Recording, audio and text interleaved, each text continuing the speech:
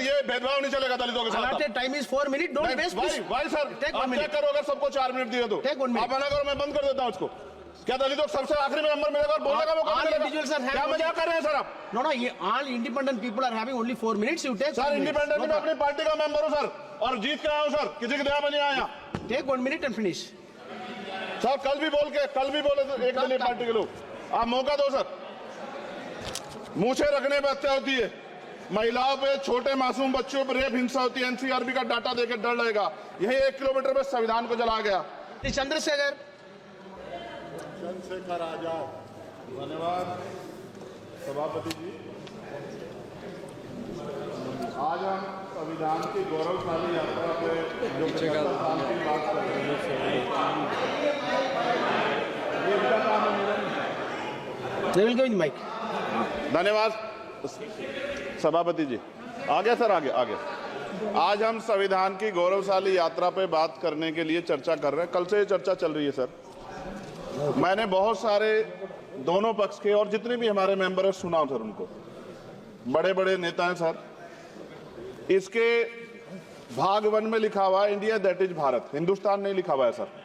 लेकिन सारे नेता संविधान पर चर्चा कर रहे हैं, लेकिन हिंदुस्तान ही कहेंगे, भारत कहने की हिम्मत नहीं जुटा पा रहे हैं। ये बड़ा सवाल है सर कि क्या संविधान के हिसाब से बात रखी जा रही है। मैं धन्यवाद दूंगा फूले साहू बाबा साहब अम्बेडकर को और मेरे नेता मान्यवर साहब श्री काशीराम को। 25 नवंबर 1949 को संविधान को सौंपते हुए डॉक्टर बाबा साहब अम्बेडकर ने कहा था कि 26 जनवरी 1950 को हम विरोधाभास भरे जीवन में प्रवेश करने जा रहे हैं। राजनीतिक जीवन में तो हमारे पास समानता होगी, लेकिन सामाजिक और आर्थिक जीवन में असमानता होगी। क्या ये चुनौती आज 73 साल बाद दूर हुई है?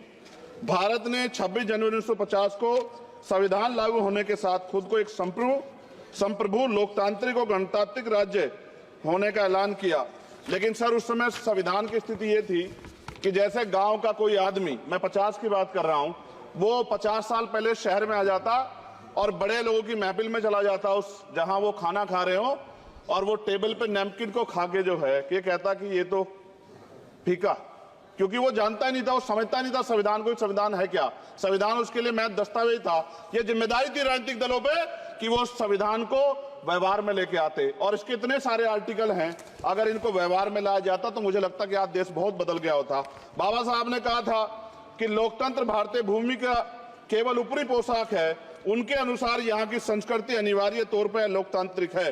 भारत जैसे गरीब और गैर बराबरी वाले देश में संविधान के जरिए छुआछूत खत्म करना, वंचितों के लिए सकारात्मक उपाय करना, सभी वयस्कों के लिए मतदान का अधिकार देना और सबके लिए सम्मान अधिकार तय करना, ये बहुत बड़ी उपलब्धि थी सर।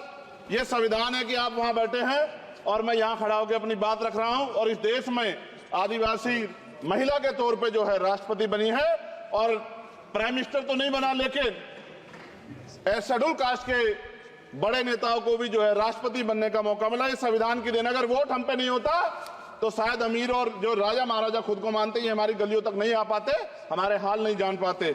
आजादी का मतलब सर सिर्फ अधिकार पाना भर नहीं है, इसके लिए हमारे संविधान में सरकार और नागरिकों के अधिकारों के साथ उनके कर्तव्यों का विस्तार से उल्लेख किया गया है। बाबा साहब ने संविधान सभा में दिए गए भाषण में कहा था कि स्वतंत्रता आनंद का विषय है, पर अब हमें अपनी जिम्मेदारियों पर भी ध्यान देना होगा। संविधान ने सुनिश्चित किया कि रानी के पेट से राजा जन्म नहीं लेगा, वोट से नेता तैयार होगा। आर्थिक बराबरी के लिए सरकार क्या कर रही है? गरीब और गरीब हो रहा है, अमीर और अमीर हो रहा है।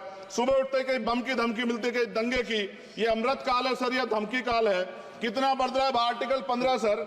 भारत में आज भी घोड़ी चढ़ने बैठते होती है। सर क्या दलितों को यहाँ भी बोलने का नहीं सर? अगर सबको 4 मिनट दे दो ये भेदभाव नहीं चलेगा दलितों के साथ। Time is 4 minutes. Don't waste. भाई सर आप चेक करो, अगर सबको 4 मिनट दिए तो आप मना करो, मैं बंद कर देता हूँ उसको। क्या दलितों को सबसे आखिरी में नंबर मिलेगा और बोलने का मौका मिलेगा? क्या मजाक कर रहे हैं सर आप? No, all independent people are having only 4 minutes. You take. Sir independent में अपनी पार्टी का मेंबर हूँ सर, और जीत के आया हूँ सर, किसी की दया में नहीं आया। Take 1 minute and finish.